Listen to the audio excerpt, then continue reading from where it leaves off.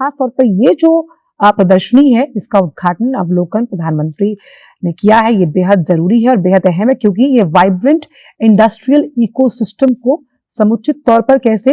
राज्य के सर्वांगीण विकास के लिए आगे लेकर जाएगी, ये उस मकसद को परिलक्षित करती है। आप देख सकते हैं कि HUL का भी स्टॉल वहां लगा हुआ है, इरला का स्टॉल वहां पर लगा है कि कैसे हम जब तमाम पंचामृत वो इनिशिएटिव जिनका जिक्र प्रधानमंत्री ने किया था 2047 में विकसित भारत के इस संकल्प को पूरा करने के लिए, और ये वाइब्रेंट इंडस्ट्रियल इकोसिस्टम को डेवलप करने के लिए राज्य के तमाम अचीवमेंट्स पर आधारित आप देख सकते हैं कि ये पूरी की पूरी प्रदर्शनी है। और इस समिट में जो प्रदर्शनी की भी अगर बात की जाए तो 3 विषय बहुत अहम है, जिसमें स्टार्टअप ओडिशा, स्किल्ड ओडिशा और वुमेन एंटरप्रेन्योरशिप। आप इन तीनों को एक सूत्र में पिरोते हुए जब देखते हैं तो इसके इर्द गिर्द निवेश का ताना बाना बुनता हुआ नजर आता है, क्योंकि जब हम स्टार्टअप में ओडिशा की बात कर रहे हैं तो कैसे अलग अलग सेक्टर से स्टार्टअप निकलकर सामने आ रहे हैं जो नवाचार और टेक्नोलॉजी और आर्टिफिशियल इंटेलिजेंस से जुड़े हुए हैं। जब हम स्किल्ड ओडिशा की बात करते हैं तो कैसे हर हाथ को हुनर यानी कि प्रशिक्षण किसी भी सेक्टर को आगे ले जाने की धुरी माना जाता है, क्योंकि इसीलिए माना गया है कि जब आप प्रशिक्षित हैं किसी क्षेत्र में, तो स्किल्ड वर्कफोर्स लेबर हर एक देश की पहचान है और हर एक देश की जरूरत भी। और उसी लिहाज से तीसरा जो अहम विषय है वो है वुमेन एंटरप्रेन्योरशिप, क्योंकि प्रधानमंत्री हमेशा से कहते आए हैं कि आर्थिक प्रगति को और गति देने के लिए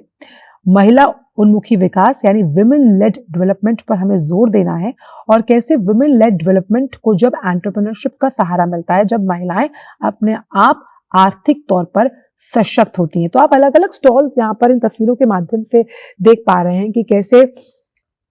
जो अलग अलग सेक्टर्स हैं उसमें निवेश किया गया, और वो जो निवेश है वो कैसे ओडिशा को एक नए लेवल पर लेकर जाएगा, जिसका मकसद साफ तौर पर ओडिशा को ग्लोबल इन्वेस्टमेंट हब के तौर पर स्थापित करना है।